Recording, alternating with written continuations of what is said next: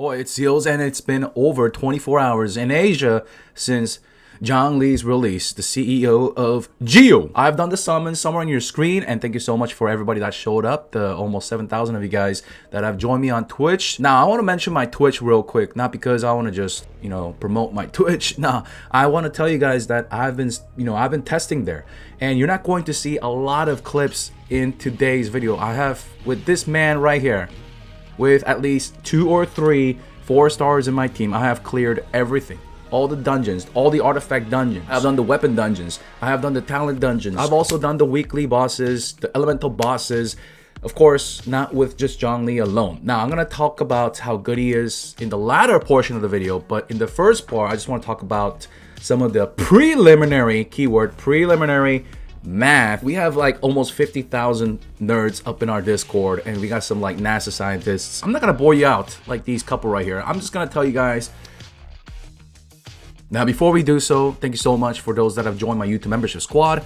And if you haven't done so already, if you like the content that you're seeing today, at the end of the video, make sure you guys smack this video a like and subscribe. Now, this is not clickbait. I'm not kidding about the free-to-play friendliness when it comes to his best weapon as well as his artifact when it comes to his physical build. I'm going to talk about the 2 main builds that people are building. There are more, and this is not just the NASA math nerds on my Discord. There are people in other smaller YouTube channels. There are also results up in when it comes to Constellation 0 level 80 or 90 physical build. What do you guys think is going to be the best? It's actually going to be Crescent Pike, especially after refinement rank 3 and even below. It is pretty damn busted. I don't want to bore you guys with these results and things like that. I have them all on my Discord. I just want to TLDR this part.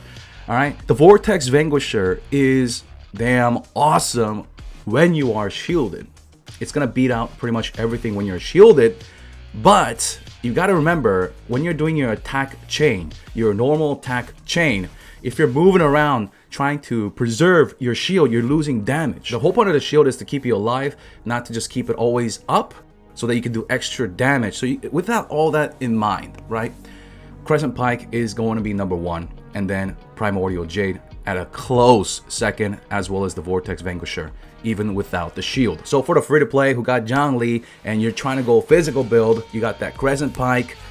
Then what is going to be the best artifact set for you? That's going to be 2-piece Bloodstained and 2-piece Gladiator. If you're not using the Crescent Pike, the 4-piece Gladiator is going to be the best. Now, the reason why you want to go 2-piece Bloodstained and 2-piece Gladiator with the Crescent Pike is because right there, if you look at the weapon passive, the proc right there, if you can keep this up relatively perfectly, if you can manage this well, then yes, the 2-piece Bloodstained and the 2-piece Glad will win. That's because the 4-piece Glad and the 4-piece the Ball Light set is not going to increase the damage of Crescent Pike's passive bonus right there, the 20% attack damage for 5 seconds for normal and charged attacks after picking up on, why am I reading this the other way around, elemental orb particles. So the Bloodstained 2-piece is going to boost this damage, Gladiator 4, and the Ball Light 4 is not going to boost this damage. So for a free-to-play who got Zhongli and got this weapon,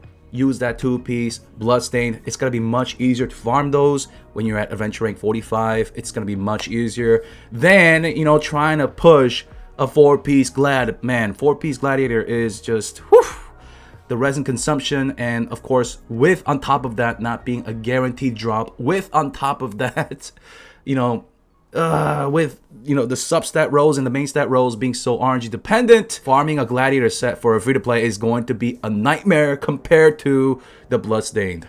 Ugh. Now, before we go any further, small disclaimer, we're talking about just maximum damage per second, DPS. Just take that into consideration. As for the priorities, attack percentage, crit rate, crit damage, energy recharge is nice as well, and HP percentage. Those are going to be the best stats for maximum DPS. As for the stance position, there are 3 things to consider, but attack is going to win out. TLDR, you can go with HP for a bigger shield so that you can maintain your ball line, as well as the new pole line for the people who have both, rocking both. As for the energy recharge, you can go with that for the ult build. We're not talking about that just yet. The support ult build, the meteor strike. Ball line, once again, will not boost the damage coming from his elemental skill or elemental burst. Just keep that in mind. It's only going to, the 4-piece is going to only increase the damage of his normal and charged attack damage. Now, charged attack is not bad whatsoever, but the normal attack sequence, you gotta consider like the frames as well as the damage per second. You can fit it in there, but it is going to be situational. Yeah, let's go. So as for the cup, physical damage, of course, for a physical build. As for your circlet, if you're under like 1900 attack in your character sheet, you may go with attack here if you're fine with crit and crit damage, but I'm going with crit damage because I had like 80 or 90% crit. So I'm at about, let me just show you guys my attributes with my pretty substandard gear and rolls because I have to rely on the glad pieces. So I'm at 60, 146 with 126 energy recharge and physical damage right here at 43%.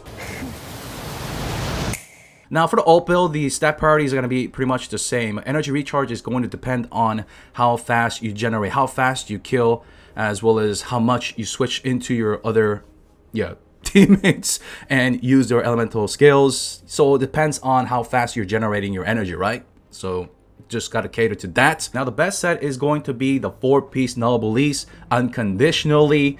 Unless you have, like for example, I have Bennett with the 4-piece, then yeah, you can just go with 2-piece for the elemental burst and 2-piece Petra. You can use the 4-piece Petra as well if you know what you're doing, but it's just not going to be effective against slimes. TLDR. If you're playing the support ult build when it comes to weapons for free to play, Favonius Lance is a good recommendation. For the whales, we got 3 pole arms, right, at 5-star. Primordial Jade and Vortex, they need some ramp up, right? You got to do some normal attacks.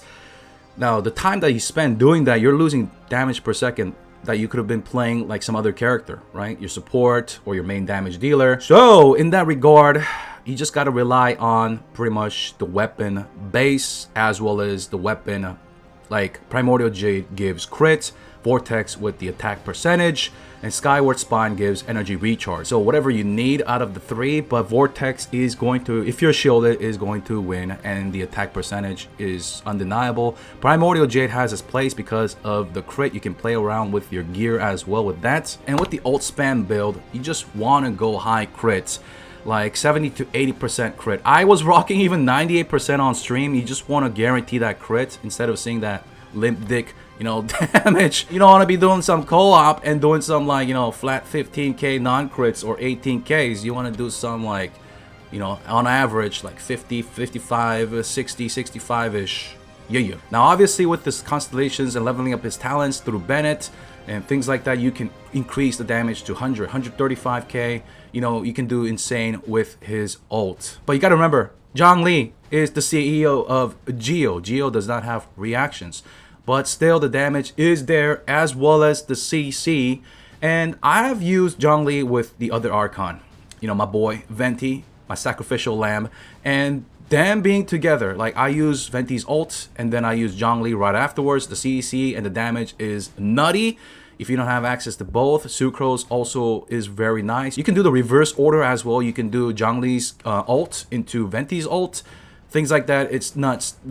What I'm trying to say is I've tried so many different combinations. Zhongli with the ult build, like a C0 child gameplay. You switch him in, do his ult, and then you can switch in Zhongli, do his ult, things like that. I have tried also the physical builds and everything. I cannot include all the clips, guys. So I'll be going live with Zhongli for a couple of weeks on twitch.tv/ZeosAmbitions. You can catch me there to see some gameplays.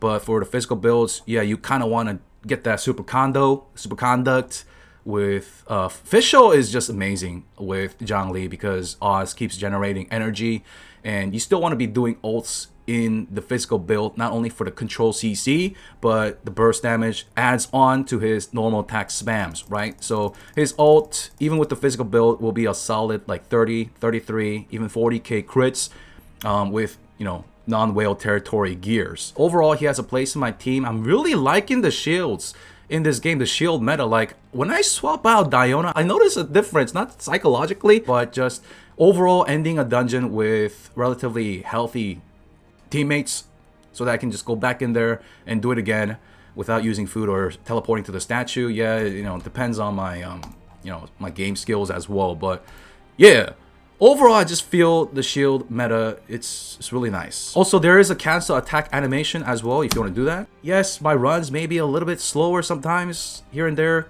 per dungeon, but there were some dungeons where I was like clearing under a minute, all done on live pretty much. I've been doing half the tests live, half offline.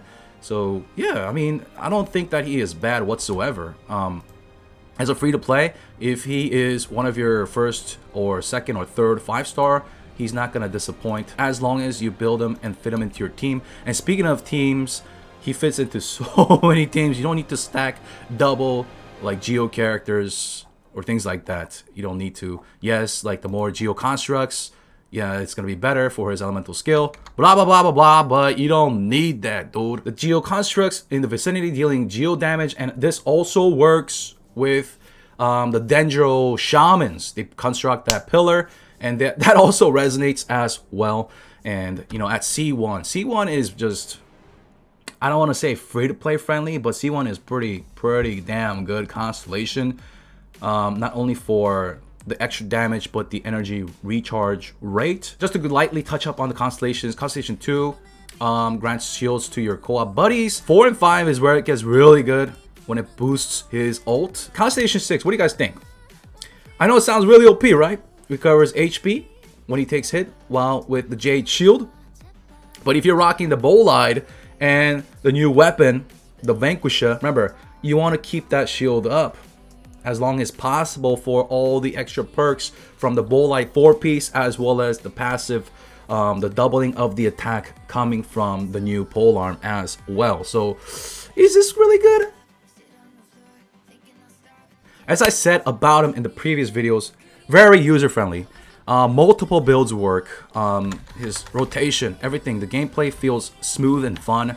Also great for mining and fishing. Check this out. Just hold that E. Check this out. Boom! So, yeah, his mining is like triple S tier, as well as his ability to just smash and get those, what the heck, cooked fish. Nice. So, I still stand by what I said about Zhongli. I think he is, not Zhongli, but Zhongli. I think he is very good and fits into so many teams. Very free-to-play friendly, because Crescent Pike, like I said, 2-piece Bloodstained and 2-piece Glad for the physical build. You can go with the ult build with the Noblesse, whatever. Oh shit, treasure chest!